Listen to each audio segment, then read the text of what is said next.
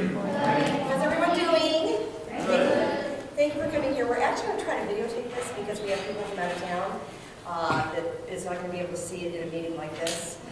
So we're going to upload it from here. But if you don't know me, my name is Diana. I'm the one that coordinates the LA Showcase. It's my showcase. I've been doing it for about 15 years. And the whole reason I created the showcases is because I did conventions for years. I've been doing this whole industry for over 30 years. And I've done conventions so much, I've actually earned a Lifetime Achievement Award from YMTA. If you're familiar with YMTA, they're actually based here. And conventions are great, but the thing that I got frustrated with is conventions are very big. They can have 1,500 kids, not all in the same division, but in one age division there can be 200 kids. And a lot of times my kids would get overlooked. And I try to take quality people, I try to take people that I know are going to get signed or have potential for the industry. Tyler? Yeah. Can you close that door? There's a lot of noise out there. Thank you. So when I used to do conventions, some locations would take 100, 200 people, kids, that auditioned and participated. I'd take maybe 30 or 40. I think the highest I ever took was about 50. And I would win more awards with the group that I had than the people that had 100, 200 kids. So that's what I do, is I look for real quality. I do co-manage in Los Angeles. And sometimes if I don't co-manage, I'll get a finder's fee or even a small percentage or something like that for finding talent. So obviously it's to my benefit to find the right people that are going to get signed in LA. And so that's the ultimate goal. And that's why I created the showcases, is it's smaller, more intimate. It is not a competition. You are working with casting directors, and I'll kind of explain to you as we go through this whole process why that's so important. So we have June coming up, and then we have August. June is going to be tweaked a little bit, so that's why you haven't got the finalized schedule and the finalized hotel registration.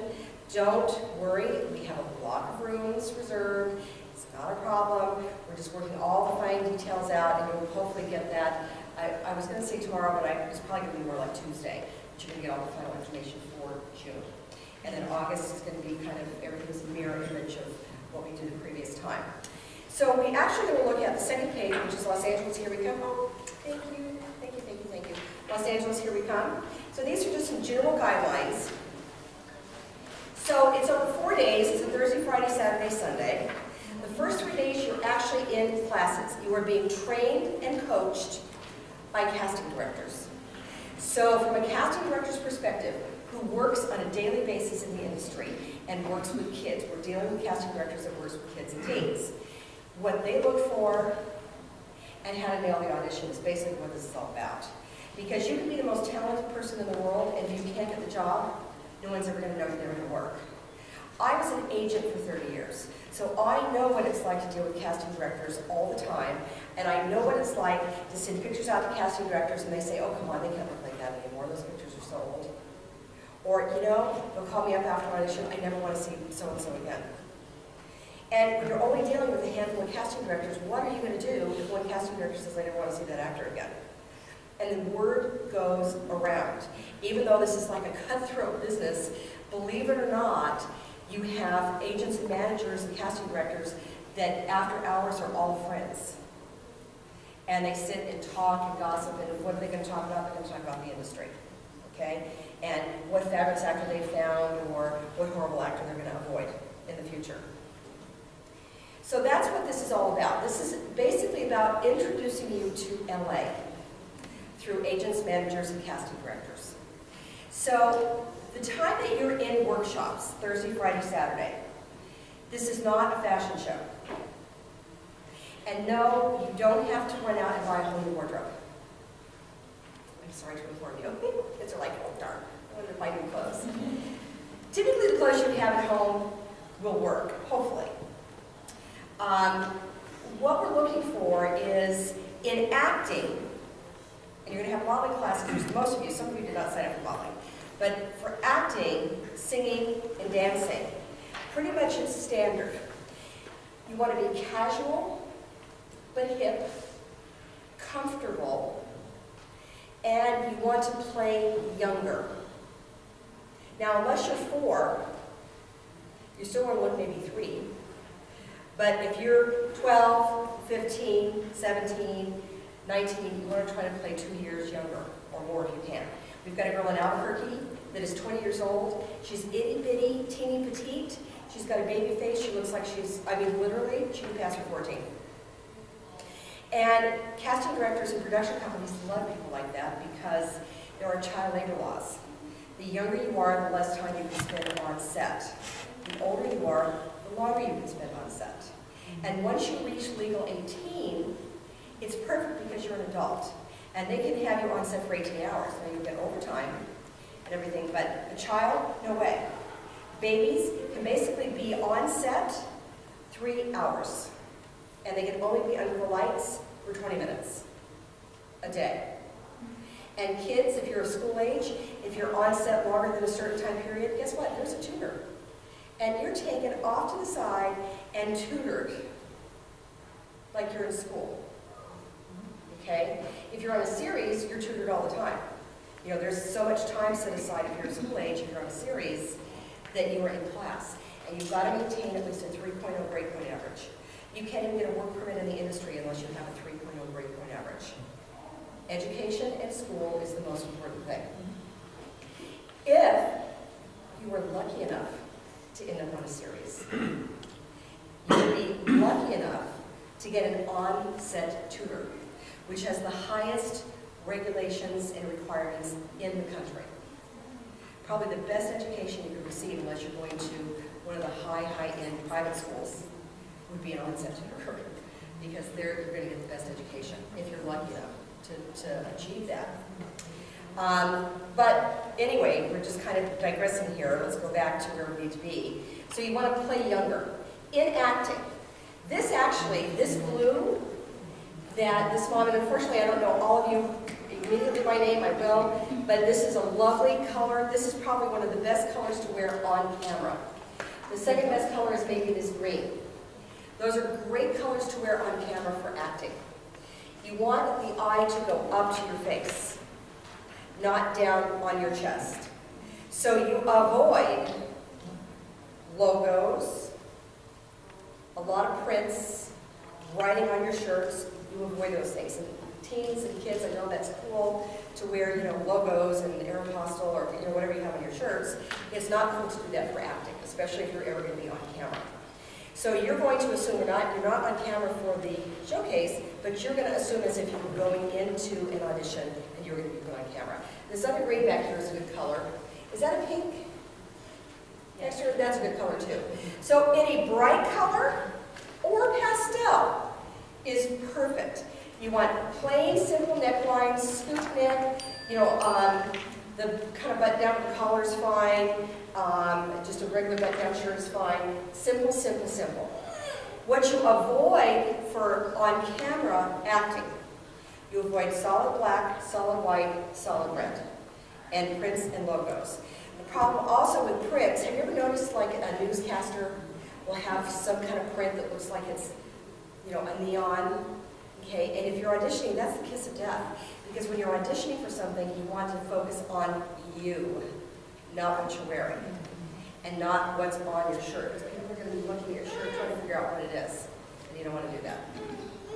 Jeans are fine, as long as they are, not baggy, not too ripped. Casual tennis shoes are fine. When you guys are in your workshops with casting directors, you want to be cool, as in hip, comfortable, because you have to be real. That's what the casting directors are looking for, to be real. Now, modeling is the exact opposite. How many of you are doing modeling? Okay, so modeling is, black is basically the standard color for modeling, or black and white for kids. So universally across really the world for model go-sees, a female model is going to wear very figure-revealing clothes. And what I mean by that is when you go on a casting for modeling, you want to be able to see your entire proportion. You want to see how small your waist is, how long your legs are, how toned you are, that type of thing. Most modeling castings, a lot of times you would have to bring a swimsuit, like two-piece swimsuit. You're not doing that here, but you want to dress as if you were going on a model casting. Because the woman that does the modeling coaching actually does some of the biggest fashion shows across the country, including LA Fashion Week, and she casts models all the time, okay? So usually it's a short black skirt and fitted black tee, or even a tank, black leggings, or skinny black jeans, definitely a pump, and I don't know if I see anybody with a pump. This is almost a pump. This is open-toed and open heel, but you want a pump. You don't want stacked toes. Everybody wears stacked toes these days, but stacked toes is very difficult to walk in because it gives you a false sense of where the floor is, okay? So these shoes are flexible, they bend, they have like a leather sole bottom. These are easy to walk and turn in. This is what you want to wear to your model class and any castings. And it's usually a closed-toed, closed-heel pump in black is typically what female models wear. And the higher the heel based on the age. So younger girls can wear, you know, little Mary Janes or little itty-bitty heels, and then older girls can wear, of course, the higher heels and that type of thing. Guys will wear, let me just say this about kids, you can wear a white top in place of a black against the face for younger kids. That's fine, but again, little leggings, short skirt, anything like that is best for girls. For guys, you want slim-fitting black slacks. They can be black jeans, they can be black Dockers, anything like that, and either a black fitted tee or even a white fitted tee like the dad has here. That's CJ's dad, right? Mm-hmm. Yep. Or a white button down. Anything like that is fine. That's pretty.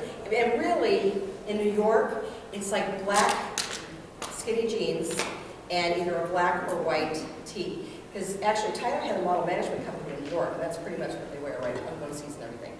And definitely slightly dressier shoes. Now, when you're doing runway, it's best if you can turn in those shoes.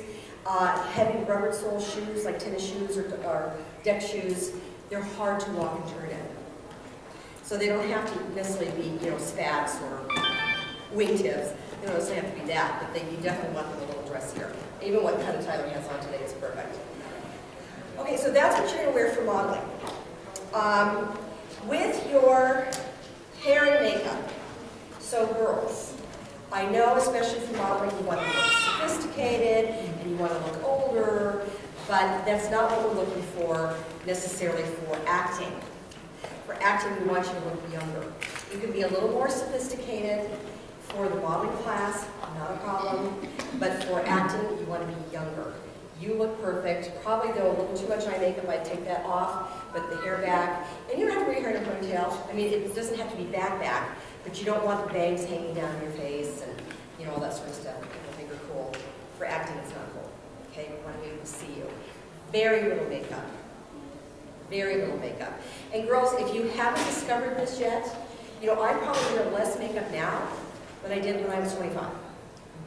And if you haven't discovered either a tinted moisturizer, the BB or CC creams are like a tinted moisturizer. You don't have to wear foundation.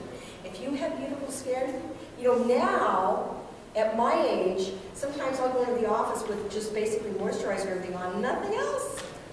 You know, if I'm like there at 7 o'clock in the morning, I don't get dressed up to go at 7 o'clock in the morning.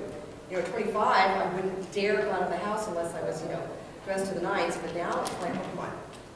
So it's okay if you don't wear makeup. And if you think you need some kind of coverage, get a BB cream or get a CC cream or get a tinted moisturizer. And now, you know, even like Hard Candy and Rimmel and those kind of product lines that you can get in drugstores and even Walmart and Target have these things. L'Oreal, all those companies have those things. You don't have to go to Sephora or to Dillard's and get really expensive stuff. You don't. So keep hair and makeup very simple. Jewelry, simple. The last thing in the world we want to do is see those earrings dangle. You know, the casting director's going to be looking at what it's sparkly and it's distracting. We don't want that. Simple. Okay? Now, as far as the hotel goes, we're in the Embassy Suites in the LAX area. There's a full cook-to-order breakfast. So usually what I do is I make sure to have a very good breakfast. You have to get up early. because a lot of times it's crowded. If you get up at 8, 8:30 and have breakfast, you're going to be fine. If you get up at 9, because we start at 10. So if you don't get up till 9, 9:30, you're probably not going to get much. Get a good breakfast. And what I do is I get fruits, and I get yogurt, and I take it up to my room, and usually that's what I do for lunch. Because there's not a whole lot of time. And there's certainly not time to leave. LAX Hotels is not really in a main area where there's all sorts of restaurants and things around, so you don't really have time to leave the hotel, go eat, and come back. And eating 2 other meals in the hotel can be expensive. I don't do it. So there's a mini fridge, there's a microwave, and there's a coffee maker in each room. The rooms are full suites, so there's actually a separate sitting room that has a full pull-out sofa bed. So it's a very nice hotel. It has an indoor pool. Parents, there's happy hour, I think from 5:30 to 7:30 for parents. And parents, I'm going to trust that you all be, discreet with your happy hour and not overindulge, because I have had occasions where I've had 1 or 2 parents that have done exactly that. And we don't want that, okay? We want decorum for everyone. But we want you to have fun and relax and all of that. And then, there are some grocery stores within the area. There are some, there's a Costco within the area. It's a cab drive away, unless you're driving. So you can load up, you can stock up your room for stuff for snacks and that type of thing. Bring a notebook to take notes, but most of it's going to be actively working on things, okay? And then the wardrobe guidelines we pretty much talked about.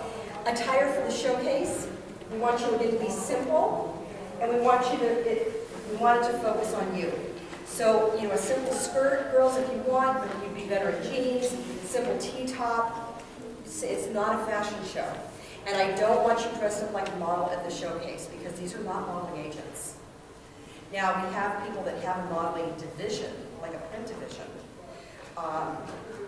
And I do have 1 or 2 agents who come down that do, they do modeling. They cast models and shows and that type of thing. But the majority of the people that we have are going to be people for acting. Guess what? That's where the money is.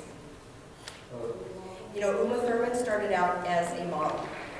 Mila Jovovich started out as a model. As a matter of fact, a very good friend of mine that passed away launched their careers. And both of them, like Uma Thurman was like, well, you can book me on Tuesday and Thursday because I'm in acting class. So their whole goal was to get into acting, because that's where the long-term career is, and that's where the money is. Okay? Totally. So the showcase, we want you to be very simple, casual, to focus on you. Okay, questions so far? Yes? When is it that we'll be taking our headshots? That's coming up. Probably, it'll definitely be in May. We have a local photographer. We're just coordinating the schedule, whether we're going to have to do it over 1 or 2 weekends, or if we're going to be able to go to their studio. That's what we're working out now. Okay, and then when we dress up for those, just very simple, like you said, the bright pastel colors, very solid, with some maybe nice jean pants. Let's go ahead and talk about the headshots now. So you all are going to get headshots. We're going to shoot in May. Because everything's digital, we can get the stuff the next day. It's like this. It's very quick. Even if we want to do it as close to the date as we possibly can without rushing. Now, this is a sample of the headshot. This is a working actor in Albuquerque, and you can see from her resume, this is all her television film. She has a lot of experience. But headshots today are in color. Your name is going to be on the bottom. There's a little bit of a border, and they're very tight headshots from Los Angeles now, very tight. And it changes. It used to be, a couple of years ago, they were 3/4. And then they were, like sitting or like leaning, and today it's just tight headshots. Your resume is going to be on the back. We're going to send out a resume template this week.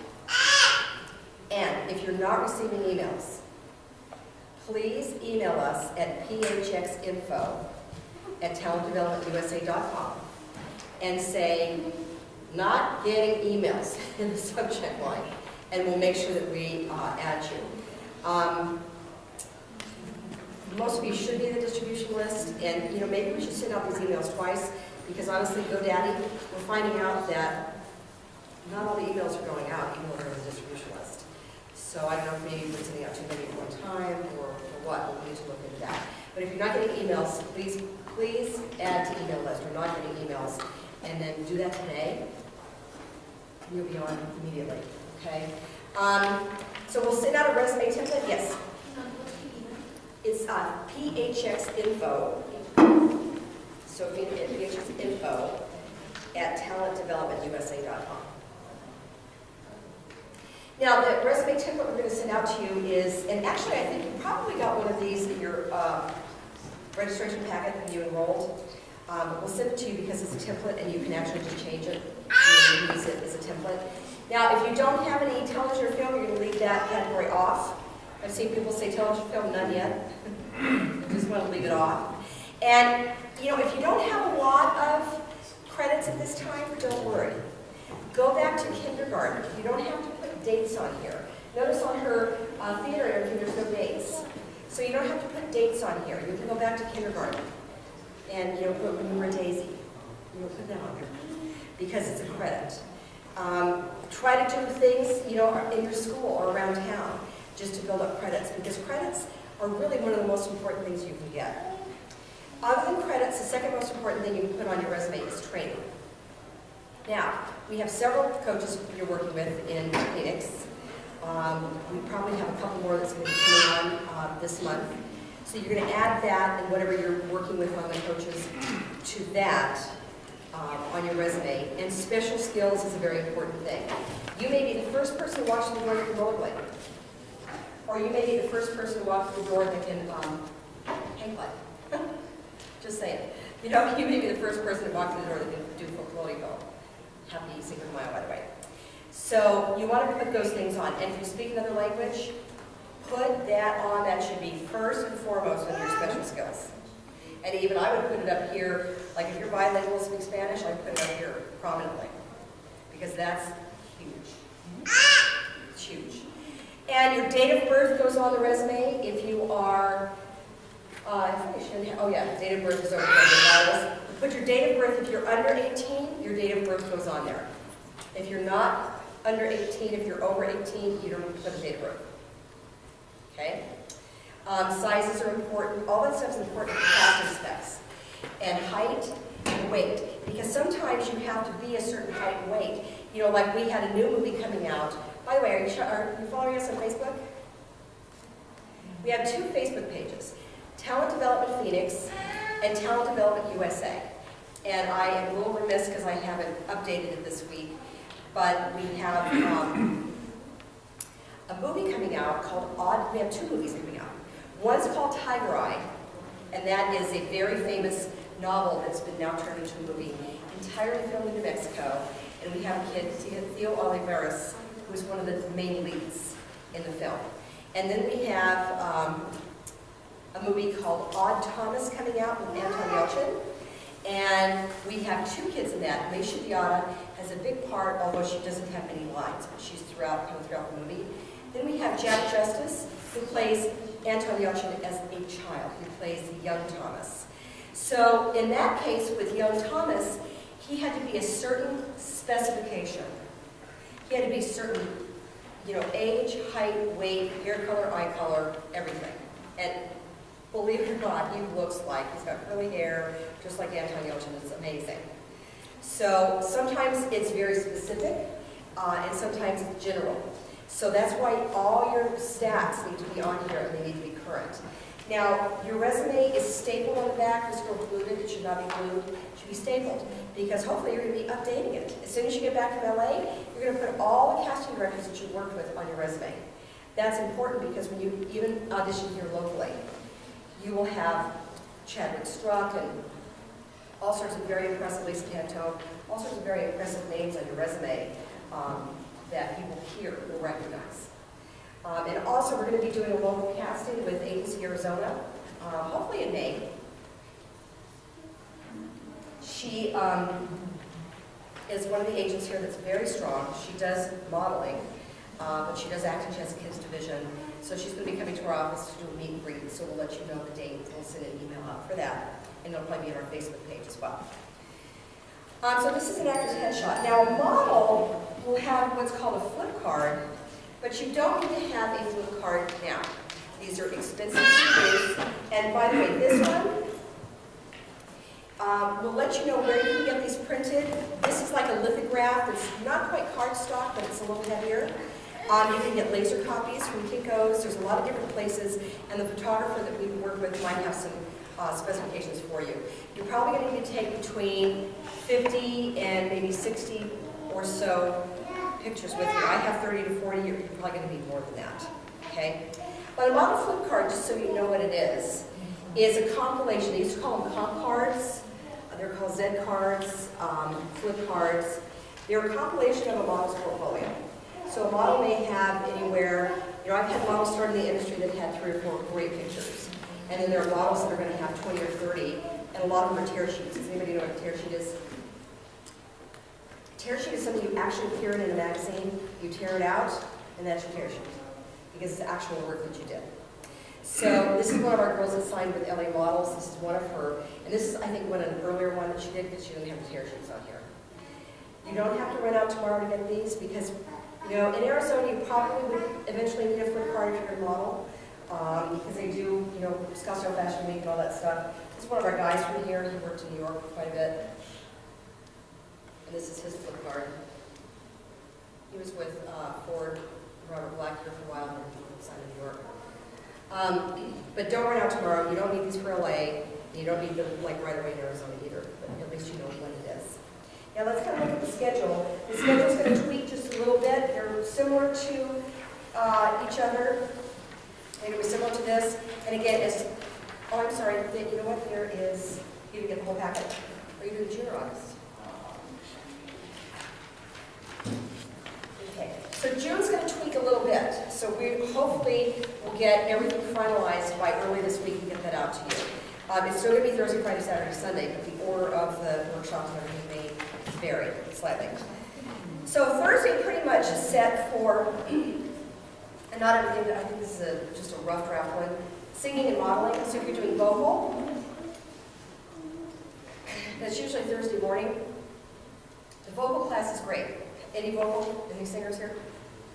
Okay. The vocal class is taught by, and 99% sure he's available and travels a lot. His name is Adam Lasher. Adam was on The Voice as a contestant a couple of seasons back. He travels all over the world. He has a band. He writes songs. One of his songs just premiered like 2 months ago on The Young and Restless. They used that one of the background songs. He plays guitar, and by the way, his uncle is Carlos Santana. So in his vocal class, he actually brings extra guitars so you can learn basic chords. And obviously, intricate guitar is something that requires a lot of talent and years and years and years and years and years of training and practice. But basic chords, you can pick up like that. So learning basic chords is great. He does, different vocal warm-ups. He kind of gets a little bit of your range. It's a great class. Even if you're not a singer. Actors, I encourage to take a vocal class because you learn how to breathe and you learn how to control your breath. That's the most important thing. And by learning how to breathe, you also learn how to project your voice. So that sometimes, if you're in a room like this, you can talk without a microphone. The other reason you do that is, has anybody ever performed before? Have you ever been up in front of an audience before? Were you nervous? Honestly, were you nervous? So what happens when you get nervous is your heartbeat increases. Okay? When you get nervous, then when your heart rate increases, you start breathing faster. When you breathe faster, you breathe shallow. You get really nervous. Okay? What will control your nerves? There's one thing. What will control your nerves? Breathing. Because if you can control your breath and breathe in and breathe out very slowly, you do that over and over again, at least 5 or 6 times, you then start to slow your heart rate down. Then you start controlling your nerves. Everybody gets stage fright, pre-stage jitters, everybody does that. But if you can control it, That's when you can really focus on your performance and not worry about your nerves. Okay? That's why a vocal class is important. Modeling. Casting directors hire cool people. And even though you may not be a model type, it doesn't necessarily mean you're not going to try some modeling. A couple of things. Modeling, you learn how to walk and carry yourself, and you learn posture. That's very important. The modeling class that we have, the woman who teaches it is amazing. Her name is Suzanne Von Schock. You're also going to start getting emails to meet your coaches so that you can look these people up on IMDb, or a lot of them have their own websites. Suzanne Von Schock is kind of a grande dame of modeling. She's not young, so you're going to say, you know, what? But in her day, she was like the it girl. She was Givenchy's fit model. So he would design clothes for her. She, of course, was a runway model. She's now kind of evolved into more an actress. She's been on every show that you can think of, CSI and LA Law, and, you know, all these things. She still does commercials and things, so you'll recognize her. And she also now teaches runway, and she coordinates some of the largest fashion shows in the country, including LA Fashion Week. So she also, not only does she do some basic runway posture, that type of thing, she also goes through photo posing. And it's not photo posing. You know, you're not doing Vogue like Madonna. It's movement. And the reason why actors need to learn that is because a lot of times in commercials, there's a print campaign that goes with it. Magazine, brochure, point of purchase, website, there are photo shoots that go along with an ad campaign. So you have to know how to work in front of a camera, even as an actor. So that's why there's a crossover, okay? So then, Friday, we do the photo shoot. Now, Friday is going to be a tough day. It is a long day, and it's you-know-what day, okay? It's a tough day. Because the photo shoot will usually last till 5 or 6 o'clock. And we probably don't even have time to leave for lunch. We're probably going to have to bring lunch into one of the meeting rooms. It's a long day. We get there early, and we're going to do them in groups. So we'll have 5 or 6 of the kids. They get hair and makeup done. This is a full fashion shoot. So it's head to toe. And there's a hair and makeup artist there. Yes? Will you provide clothes or? Nope, you provide the clothes. Okay? So we'll talk about that in just a second. So we get Group A ready, and they go do their first look while Group B is getting ready. And then Group B goes and does their first look. There might be Group C. Then we start with the second one. So we also do dancing. It's not on here. It says singing. I'm sorry, that's a typo. It should be dancing. So if you're a dance person, the dance portion is Friday morning. And even if you're doing a photo shoot, it's okay, because there's going to be plenty of time to get you ready. You're going to do a 3-hour clinic with dance. Then we start at 2 o'clock with acting. We're probably still doing the photo shoot. But we have a coach that's going to work with you individually on your monologues. And so, you know, you may be halfway through your photo shoot. You're still going to come in and work and observe some, and then go back to do your shoot. You're not going to miss anything. Because you're going to get one-on-one. And then Friday evening is another co-reading or another acting workshop. By that time, usually the photo shoot is done, and then we can roll right into acting. Yes? You know, some casting directors will allow you to stay, and some will not. We kind of play that by ear. Some classes are good to observe, and some classes, they just want to work with kids by themselves. Usually they're very flexible. You can stay with your child. I would definitely be there for the younger kids for the photo shoot, because they're going to become changing and, you know, wadding clothes and all that stuff. And then there's some, you know, if you do leave, make sure I know. I don't leave the hotel. So make sure I know. I had one time a girl that was, you know, maybe like 5 or 6, and we were breaking for lunch, and she was like following me like a puppy dog. And I turned, I'm like, well, are you going to lunch? And she goes, I'm like, well, okay, where's your parents? At the beach. So they left her at the hotel, which, you know, I will do whatever it takes. I will be there and help her with lunch and everything. They didn't even leave her money for lunch. So I was like, I call the parents who need to get back here. So if you leave, let me know. Now, obviously, when we have teens, they're like, go away, go away. You're telling your parents, go away.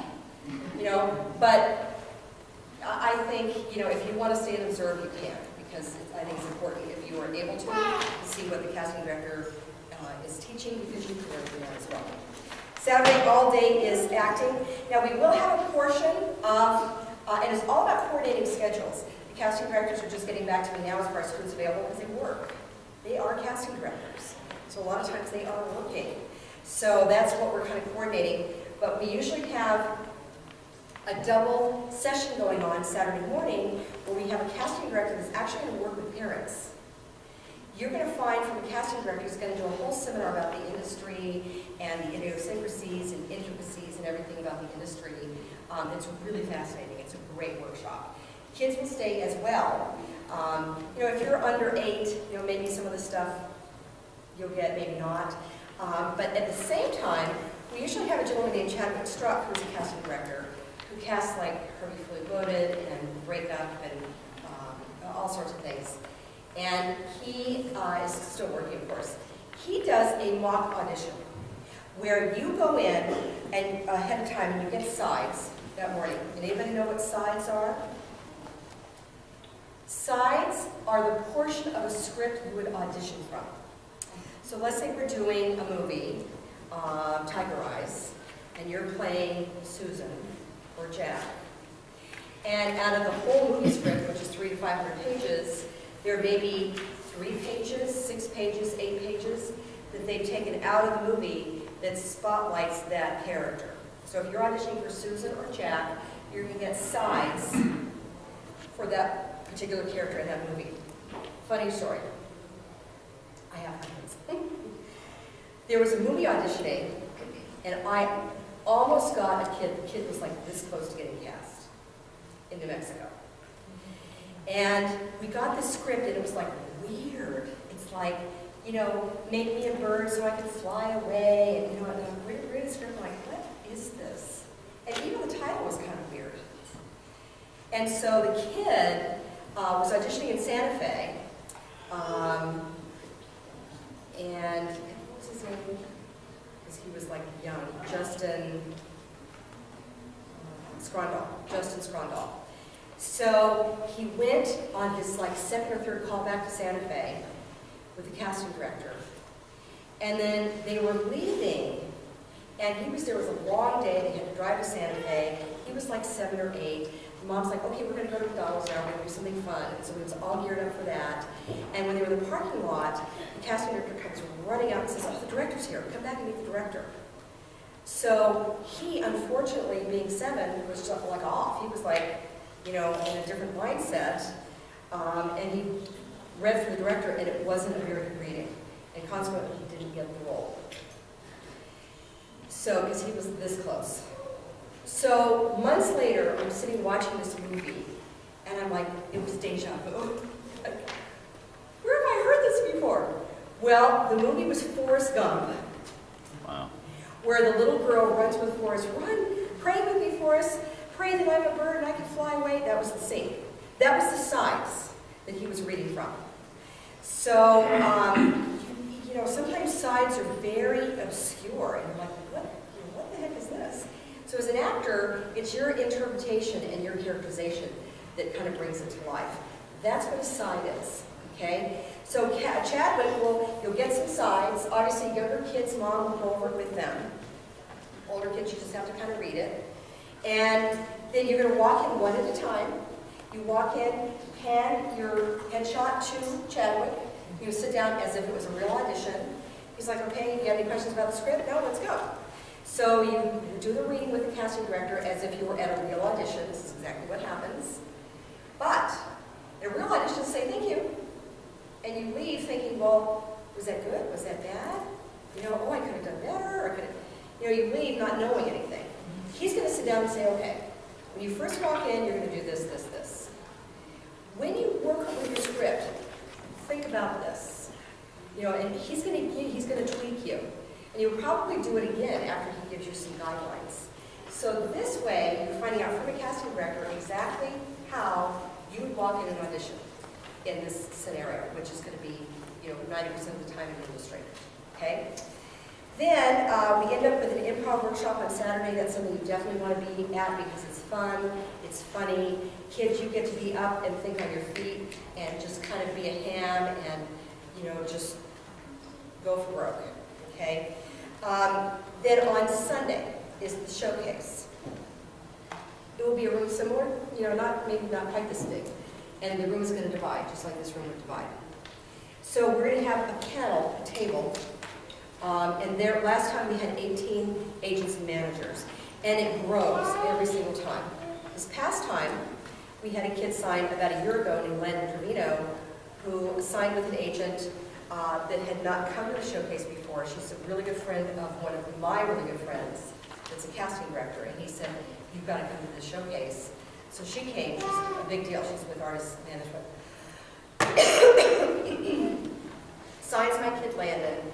He's now up for a series. He just tested for a pilot. And so she was so impressed, she's come back, and each time she's brought somebody else with her. This past time she brought a woman named Tina Treadwell. Tina Treadwell now is a manager. She just was head of casting and talent development for Disney. And she developed Britney Spears along with other Disney people. And now she's a manager because you can make way more money as a manager than you can as a casting director. Okay? So she's into management now. So we get great people, new people every single time. So we'll have a table with the agents. Okay? Everybody's going to be on the other side of the wall. The kids will come out one at a time and stand in front of the agents. And we want them, and you think it's a breeze because nobody's there. It's actually a little more nerve-wracking, but you know, you'll be there, you'll be fine. And you do a slate, you know, hi, how are you, and maybe chat a little bit, and then you do a monologue. Your monologue is your audition piece. We want to start creating that if you don't have one already, now. And a monologue is something that's going to showcase your talent as an actor. Just like a dancer, one of the coaches we had for dancing was a backup dancer one time for Michael Jackson. So when you audition, before they even teach you a routine, they'll just say, show me what you got. So you've got to have kind of a routine put together, unless you're so amazing you can freelance. But usually you have a routine put together so you don't look like an idiot, and you get out and show some of your moves and dance steps and that type of thing. Same thing with a singer. Show me what you got. So you have to have a song prepared that you can sing. And it kind of shows your range as a singer. An actor is the same thing. A monologue is showcasing the actor. It's about a minute. It can be an actor's speech from a movie, a TV show, a play, or you can make one up, or you can get one online. And basically, it's about a minute, and we want it fun, upbeat, touching, funny, not dramatic. You know, like, what did boyfriend kill himself? And, you know, we don't want that sort of stuff. Okay? We want fun, light, upbeat, funny, or touching. Age appropriate. Okay, not adult subjects for teens. We don't want that. So think Disney, think Nickelodeon, think, you know, whatever. And again, if you have a funny story or a touching story, you can create that into a monologue. And we're here to help guide you on that. Saturdays, we're going to be opening up Sunday classes, if that helps all of you. We're going to be doing some Sunday classes, especially for the LA people, if Sunday is better for you. But Saturday, currently at 12 o'clock, is monologues. We do monologues specifically for our LA people, so that we can help guide you on that. So you'll perform your monologue, and once everybody's done, we usually start by age, then we open up the doors, the wall, the parents and the kids come back out, and we do some improv in front of the agents and managers. They love that. Parents can see this. Then we do a little bit of a kind of introduction. The agents will introduce themselves. We have that currently on YouTube. If you have not been to our YouTube channel, it's Talent Development USA. We have different videos, including a couple of scenes, monologues, some of the agents introducing themselves, that type of thing. So the agents will introduce themselves. We'll have maybe a short time frame of questions, answers. And then we basically wrap up. And what happens is, you know, we don't necessarily get an offer right there on the spot. Sometimes an agent will come and say, oh, I really like you, here's my card. But typically what's going to happen is we're going to do follow-up. So when we get back home, then I follow up with the agents and find out what kind of feedback they have, who they might be interested in. Typically what you want to do, what time is it? 12.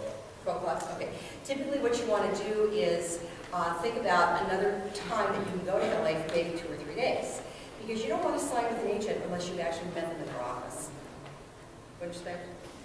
You want to go out, see these people in their office. Usually if one person's interested in you, there's going to be several. The great thing is being in Phoenix, you're so close, a lot of times they're willing to sign you without you actually going there. Now, you might want to consider being there for maybe 6 weeks, 2 months over the summer because you're here 24/7. But here, they know you're very close. And today, as a matter of fact, we originally put Justin Scrondall on video for that Forrest Gump audition. And they came out to audition him because it wasn't filmed in Mexico. So we do that quite a bit. And today now with Skype, we can do Skype sessions to audition. So, that's the next step. Sometimes, like I just put a kid yesterday on video in Albuquerque who went in March, and they said, we really like the kid, we want to see a clean copy of his monologue. So we retaped it, and we're going to send it out tomorrow. So it's follow-up, it's a process. And the LA Showcase is not the end, it's the beginning. Okay, it's not like you go to the showcase and you're done. You go to the showcase and that's your start. And then we follow up, we make a plan, like Mary Miranda, who was just on The Voice, unfortunately she didn't make it through the next round, but I knew her 5 years ago when she first came to the US. And it's been this process from the beginning. Her mother used to notice her singing along to Disney films and said, oh my gosh, my daughter's got talent. And she started being groomed by the Cuban government. And the mother decided, we're not staying in Cuba, and they became refugees and came to the US. So it's been a process. She's 17 now, since she was like 4. So the LA Showcase is not the end. It's kind of your beginning. Now Mary Miranda's been on The Voice. She didn't win, but she now possibly has, Disney's talking to her, a lot of other people are talking to her that can develop her career. And that's what the showcase is all about. Any questions? Yes? So with modeling, we're going to be acting on Saturday. Yes. What the modeling that was supposed to be guys the monologue, what was the monologue for her? Well, there's models and there's actors. So when you're a model, you're a model. But when you're an actor, you're an actor, not a model. So we still want cute, young, fresh, Disney, Nickelodeon, we want all that sort of stuff. Because even